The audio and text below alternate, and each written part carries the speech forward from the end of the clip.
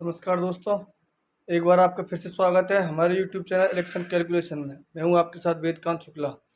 चर्चा करेंगे राहुल गांधी के समर्थन में कांग्रेस पार्टी जयपुर के शहीद स्मारक पर एक मौन धरना दे रही है, जिसके अंदर कांग्रेस पार्टी के लगभग सभी दिग्गज मौजूद हैं। सचिन पायलट भी कुछ देर पहले धरना स्थल पर पहुंचे हैं मीडिया से रूबरू होते हुए। सचिन पायलट ने बताया कि आने वाले 2023 चुनाव के अंदर मिलकर चुनाव लड़ेंगे, कांग्रेस सरकार को रिपीट कराएंगे और पिछले 25 वर्षों से राजस्थान में जो परंपरा चली आ रही है, एक बार कांग्रेस और बीजेपी की से अब की बार तोड़ेंगे। इसके अलावा सचिन पायलट ने कहा कि बीजेपी लोकतंत्र के अंदर लोगों को के बोलने के अधिकार को भी छीन रही है। ऐसे ही कुछ सब प्रदेश अध्यक्ष गोविंद सिंह डोटासरा ने भी मीडिया से रूबरू होते हुए बोले। हालांकि गोविंद सिंह डोटासरा खुद शायद इस बात को भूल गए हैं कि उनका भी कुछ कुछ व्यवहार ऐसा ही रहा है बीते 5 साल के अंदर। जब विद्यार्थी उनके बंगले पर कुछ मांगों को लेकर आए थे, उन्होंने भी उन्हें बोलने का अधिकार नहीं दिया और धक्के मारकर अपने बंगले से बाहर निकाल दिया। वो वीडियो काफ़ी वायरल हुआ था सोशल मीडिया पर। खैर, बात करते हैं चुनाव की और आने वाले चुनाव के अंदर जयपुर जिले की, जयपुर शहर की जो विधानसभा हैं उनकी क्या स्थिति रहने वाली है। सबसे पहले बात करते हैं दोस्तों सिविल लाइन विधानसभा की। सिविल लाइन विधानसभा के अंदर 1980 से अब तक की अगर बात करें, 5 बार कांग्रेस और 3 बार बीजेपी पार्टी ने चुनाव में जीत हासिल की है। सिविल लाइन विधानसभा के अंदर 2018 विधानसभा में कांग्रेस से प्रताप सिंह खाचरियावास और बीजेपी से डॉक्टर अरुण चतुर्वेदी ने चुनाव लड़ा था।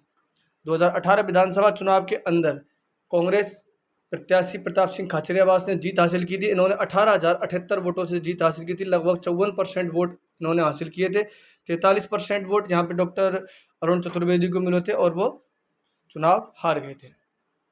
बात करते हैं 2013 की, तो 2013 विधानसभा में यहाँ से अरुण चतुर्वेदी ने जीत हासिल की थी। लेकिन अगर 2023 आने वाले चुनाव की अगर बात करें, तो हमने सिविल लाइन्स के लोगों से चर्चा की, हमारे सर्वेयर ने सर्वे किए सिविल लाइन विधानसभा के अंदर, और जो स्थिति हमारे कैलकुलेशन के हिसाब से बनती है उसके अंदर अब की बार कांग्रेस और बीजेपी में सिविल लाइन विधानसभा के अंदर काफ़ी अच्छी टक्कर देखने को मिल सकती है। हालांकि प्रताप सिंह खाचरियावास जनता से जुड़े रहे हैं 5 साल के अंदर और विकास कार्य भी किए हैं, लेकिन फिर भी जो जनता का रुझान है, विचार है, उसके हिसाब से यहाँ बीजेपी और कांग्रेस में काफ़ी अच्छे टक्कर देखने को मिलेगी। अगर प्रत्याशी रिपीट होते हैं तो भी काफ़ी अच्छी टक्कर देखने को मिलेगी। अगर प्रत्याशी चेंज भी होते हैं तो भी काफ़ी अच्छी टक्कर सिविल लाइन विधानसभा से आपको देखने को मिलेगी। लेकिन फिर भी अगर बात करें मजबूत स्थिति की, तो यहाँ से कांग्रेस मजबूत स्थिति में है। प्रताप सिंह खाचरियावास मजबूत स्थिति में दिखाई देते हैं बजाय बीजेपी के।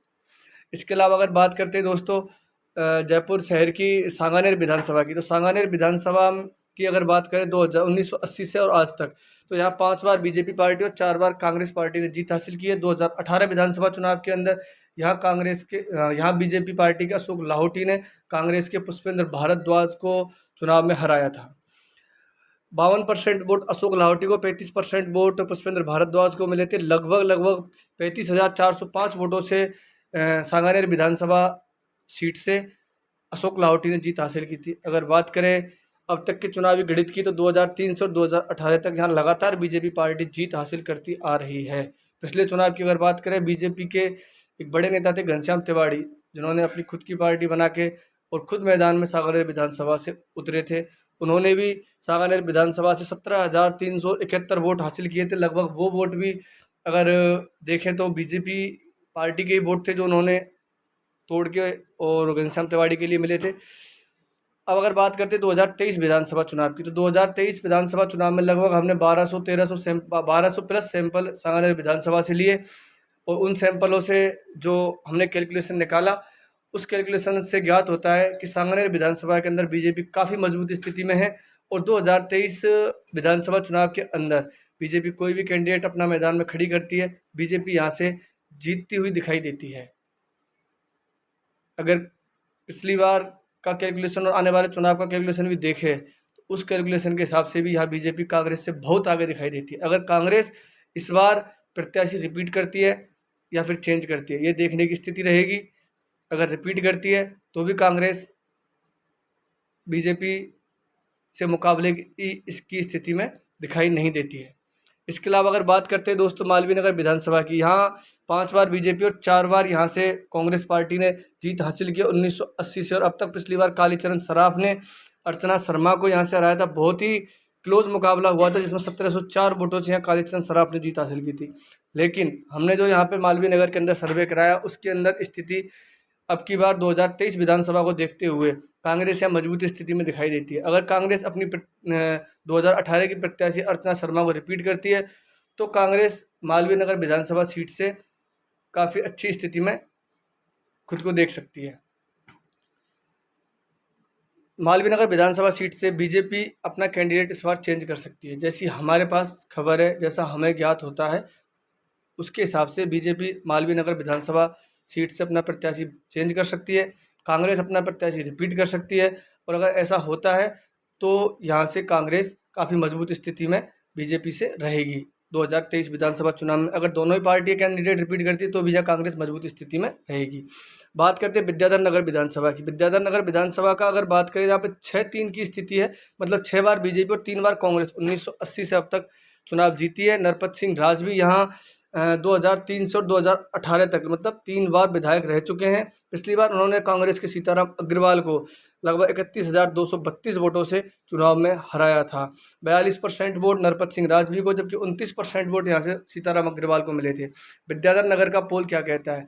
आने वाले विधानसभा 2023 के अंदर विद्याधर नगर में अगर कांग्रेस अपना प्रत्याशी रिपीट करती है और बीजेपी भी अपना प्रत्याशी रिपीट करती है, उस स्थिति में भी यहाँ से बीजेपी की स्थिति मजबूत दिखाई देती है। हालांकि 2018 विधानसभा चुनाव में विक्रम सिंह शेखावत ने भी यहाँ से 22% वोट हासिल किए थे। अब की बार विक्रम सिंह शेखावत की स्थिति क्या रहती है, वो निर्दलीय लड़ते हैं या कोई पार्टी उनको टिकट देती है, ये बात भी देखने की होगी। अगर कांग्रेस विक्रम सिंह शेखावत को टिकट देती है तो कांग्रेस यहाँ पर मजबूत स्थिति में दिखाई देती है। कांग्रेस और बीजेपी में काफ़ी अच्छी टक्कर देखने को मिल सकती है। लेकिन अगर वहीं कांग्रेस अपना प्रत्याशी रिपीट करती है तो यहाँ से बीजेपी मजबूत स्थिति में दिखाई देती है। वैसे मीडिया सूत्रों के अनुसार हो सकता है कांग्रेस अपना कैंडिडेट रिपीट ही करे।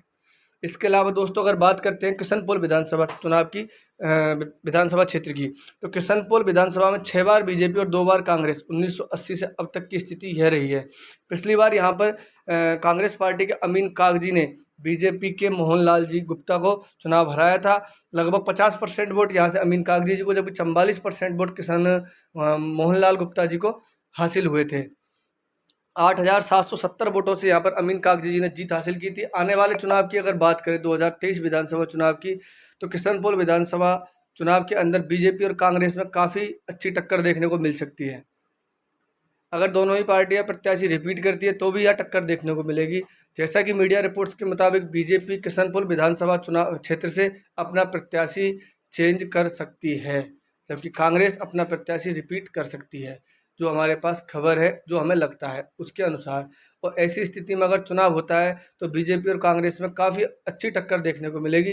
फिलहाल अगर बात करें पार्टियों की तो हम फिलहाल की स्थिति के अनुसार किशनपोल सीट कांग्रेस के खाते में ही मानते हैं।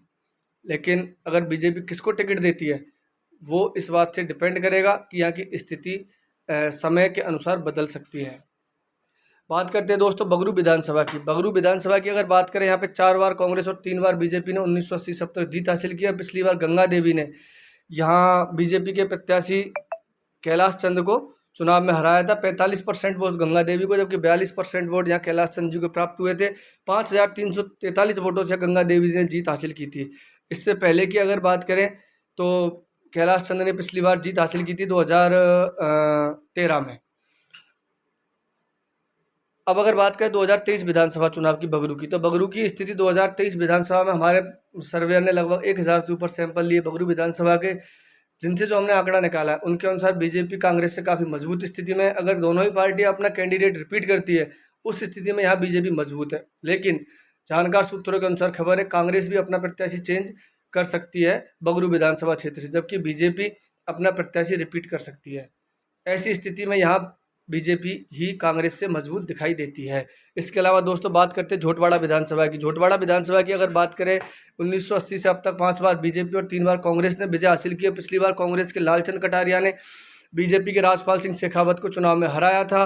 49% वोट यहाँ पर कांग्रेस प्रत्याशी को मिले थे, जबकि 45% वोट यहाँ बीजेपी के राजपाल सिंह शेखावत को मिले। 10,747 वोटों से यहाँ कांग्रेस प्रत्याशी लालचंद कटारिया ने जीत हासिल की थी। लेकिन अगर 2023 विधानसभा चुनाव की बात करें तो क्या कहता है पोल झोटवाड़ा विधानसभा का? हमारे सर्वेयर ने जो हमें सर्वे दिए, उनके सैंपल के आधार पर जो हमने कैलकुलेशन निकाला, उससे ज्ञात होता है कि झोटवाड़ा विधानसभा के अंदर भी काफ़ी अच्छी टक्कर देखने को मिल सकती है।